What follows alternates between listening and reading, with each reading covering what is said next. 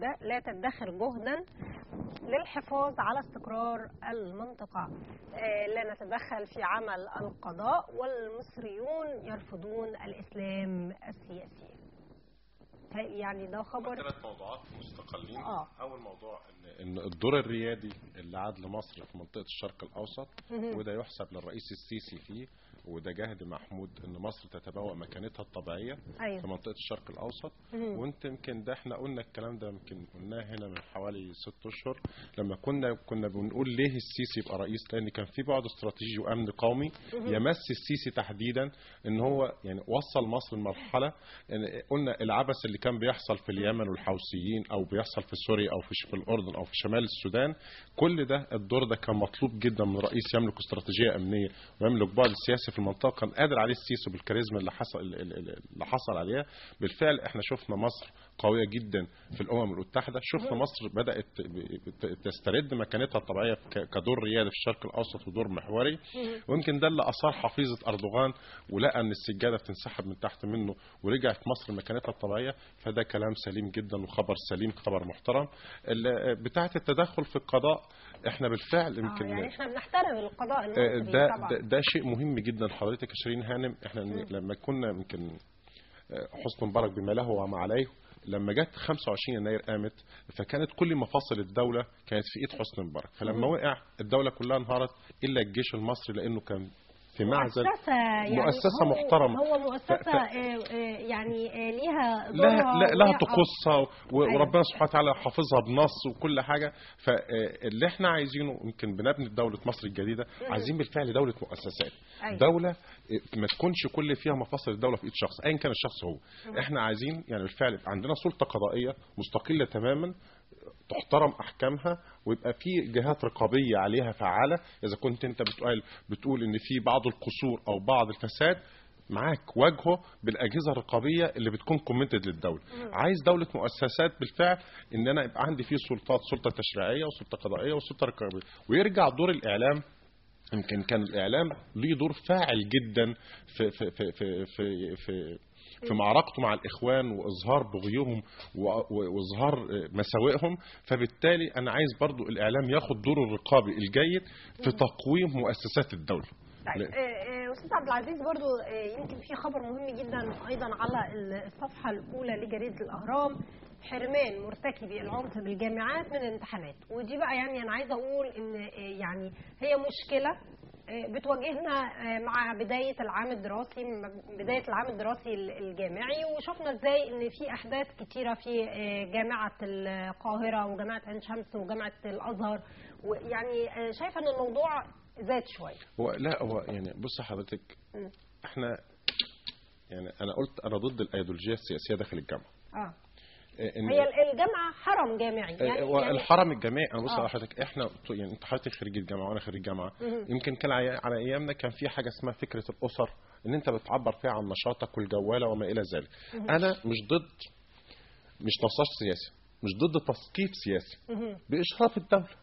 يعني نعمل ندوات ونعمل في اطار كمان يا استاذ، في اطار، لكن حته العنف ان انت تستغل تجمعات وفي بنتي وبنتك وابني وابنك ويحصل الهرطقه والكلام والتجاوز ده، لا انت في ناس جايه بقى قصدا انها تتعلم، فحرام عليك انت بتوقف حال الناس دي. اضف لكده الكلمه اللي حضرتك قلتها شيرين هانم، قلت ده حرام. حرام ده يعني كلمه حرام تعني القدسيه. فانت لو مش هتحترم الحرم يبقى ما انتش جدير بالمكان. يعني انت يعني بصي يعني سوري، بدايه التطرف ان انت بتسلم انه انتهى عندك الراي والمشوره والحكم.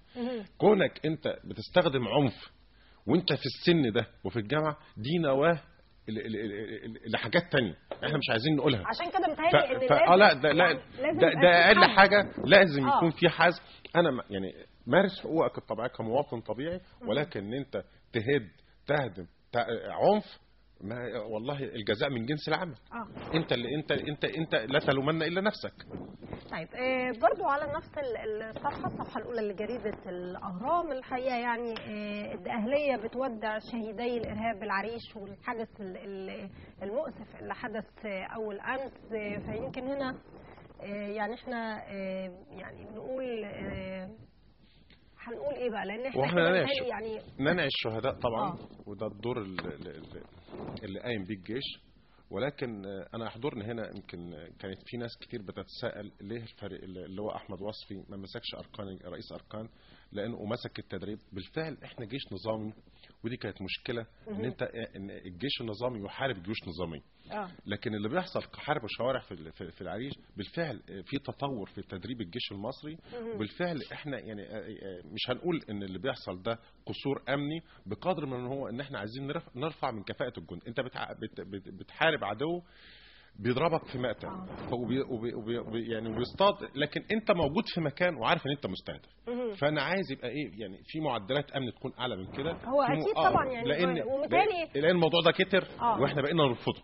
يعني احنا نرفضه يعني من الباغي، ونرفضه ان احنا نكون كمان المفروض ان احنا نكون عتادنا اعلى من كده ونكون جاهزيتنا اعلى من كده. لان اللي بيحصل في العريش ملف زاد عن حده قوي، وعايزينها تبقى ايه يعني معلش في كلمه ترجع العريش اللي هي الواحه الطبيعيه الجميله اللي احنا كلنا كنا بنروح نصيف فيها. يعني انا ليا ذكريات فيها خاصه. يعني الناس كانت بتحب تروح العريش عشان تتفسح. يمكن المكان الوحيد 20 هانم اللي موجود فيه النخيل على البحر وهي تحفه هم بقى يعني انا عايزه اقول ان هم يعني بيقضوا على كل شيء جميل. ما هو بيقضوا وانت تكون يعني تكون ستاند باي ده. لان طبعا انت مستهدف وانت في حاله حرب. اي نعم هي حرب غير نظاميه، فبالتالي انت بتطور من اسلحتك، بتطور من تدريباتك، بتخوض حرب الشوارع، فده كله ده مطلوب.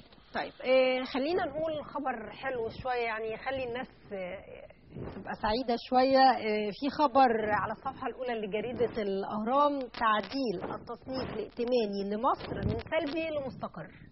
يعني ده متهيألي خبر كويس. والله انا اقول لحضرتك على حاجه، يعني هم قالوا ايه؟ البوليتيكال ايكونوميك، الاقتصاد السياسي. استقرار حاله مصر السياسيه بتتبعه استقرار اقتصادي. ده ما فيش كلام، ده ما فيش نقاش فيه. انت مستقر بالفعل سياسيا، بقالك يعني في ستيبل. يعني احنا بقالنا كذا شهر بقالك كذا شهر. بدات انت يعني مثلا في مشاريع لوجستيك، يعني مثلا مشروع قناه السويس ده مشروع ضخم جدا، مشروع محترم قوي. كل ده لا يتراءى ولا ينبغي ليك الا من استقرار سياسي.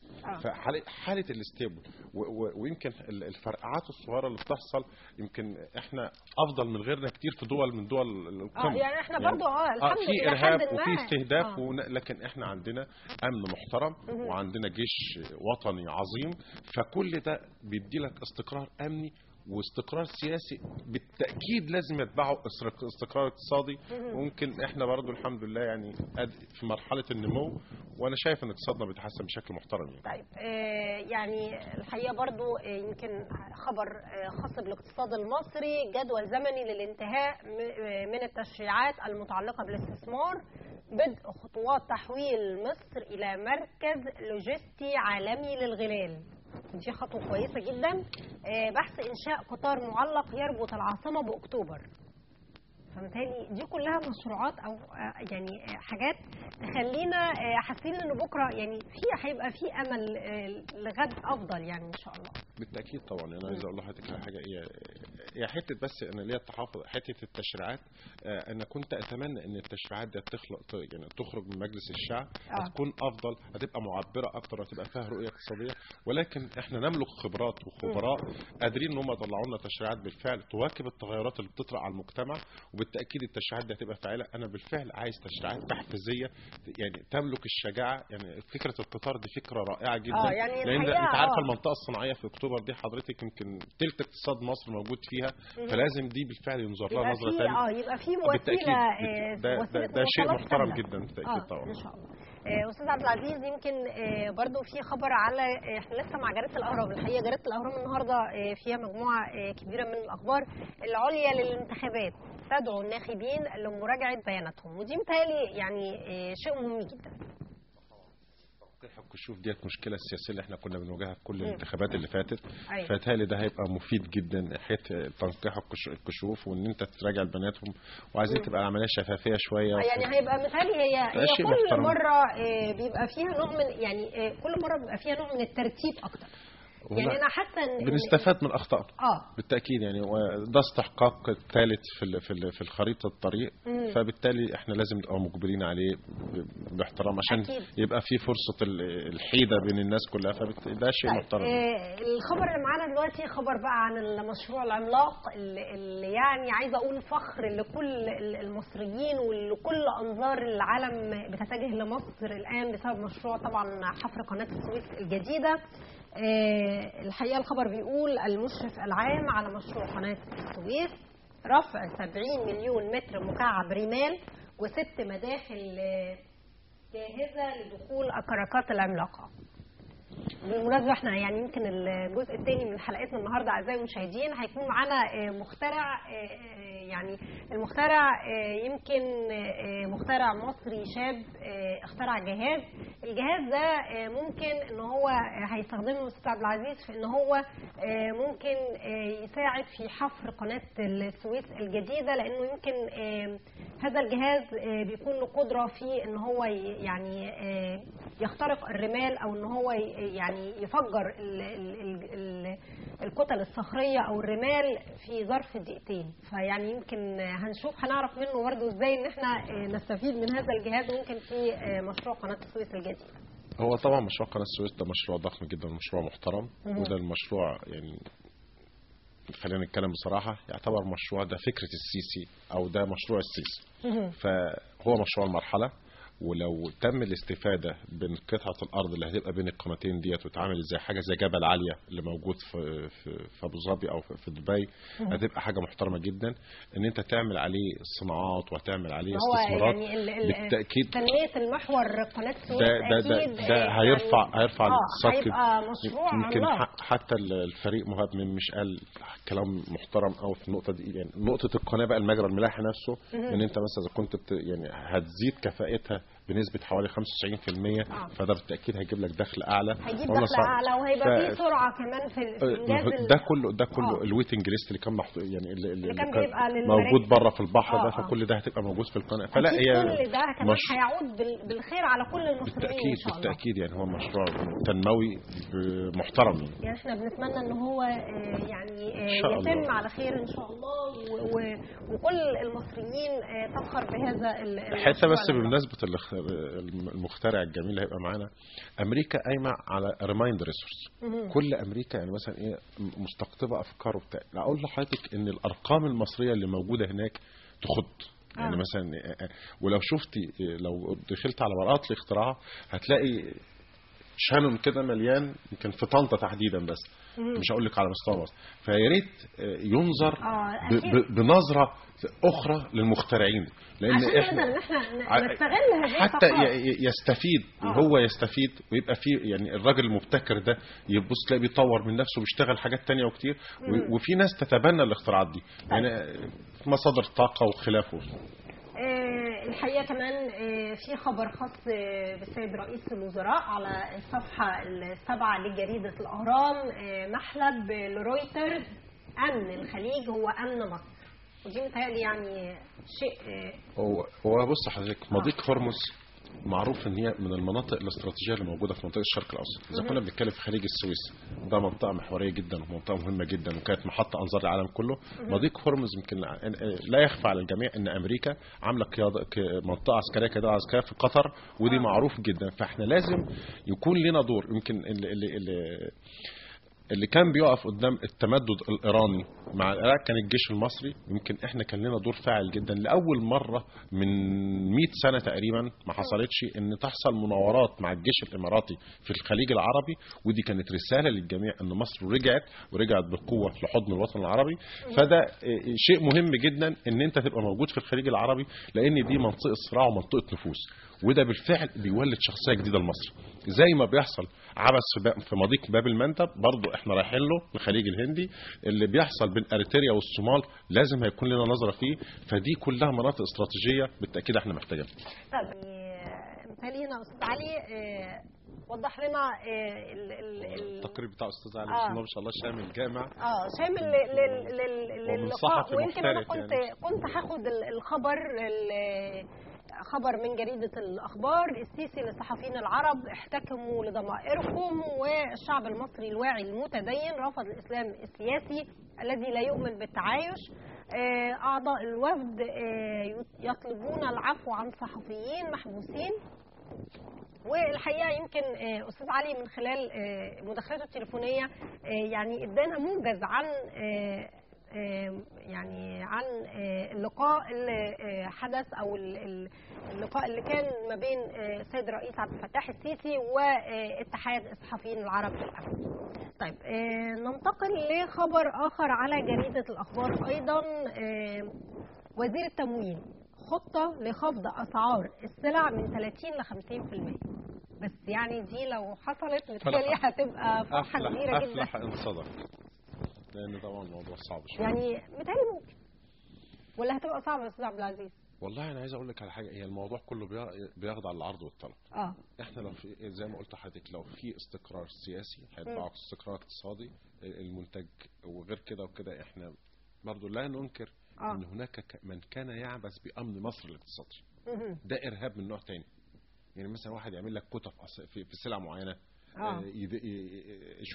اللي بيتكالب على امر الوطن. يعني لا، وكمان استاذ عبد العزيز يمكن عدم وجود يعني الرقابه الشديده على التجار، يمكن هو ده اللي وصلنا لكده. انا بقول لك احنا عايزين، يعني مشكلتنا ان احنا نفعل الاجهزه الرقابيه في الدوله. لما احنا كنا بنقول دور مجلس الشعب ان هو رقابه وتشريع، فاحنا بالفعل محتاجين الرقابه الشديده. لما حدينا مشكله السولار والبنزين وبدانا نسد الانفاق، والناس اللي كانت بتاخد البنزين ونسمع ان ترميه في الصحراء وغيره وغيره الكلام الفاضي ده، بدات تتهيأ العمليه تستقر جدا في الوقود، وبدات تستقر جدا كمان في الطاقه. الكهرباء بقى لها دلوقتي بتاع شهر ونص مستقره تمام. فكل دي السلعه ديت لو احكمت الرقابه عليها جيدا، انا بقول لحضرتك هناك من يعبث بامن مصر الاقتصادي. اذا كنت انت بتفجر فهذا تفجير من نوع اخر، ده ارهاب من نوع تاني، ان انت بتحارب الناس في اقواتهم.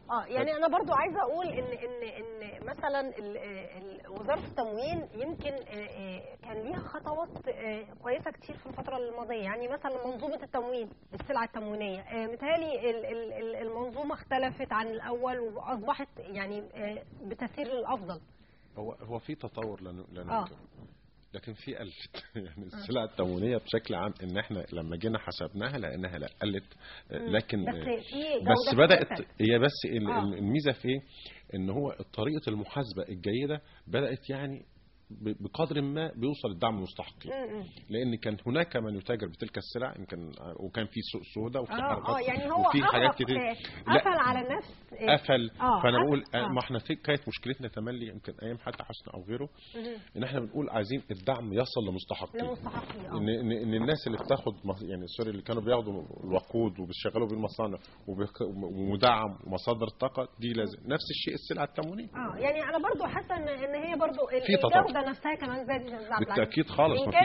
لا ده مفيش مقارنه. بقول لحضرتك يعني بتاخد سلع تموينيه دلوقتي اللي هي الاوريجينال اللي موجوده يعني انا برضو يعني السلع اوريجينال، يعني السلع متاحه للجميع. ان هو يعني ان كانت الكميه قلت لكن الجوده بس الكواليتي عالت، الجوده عالت جدا.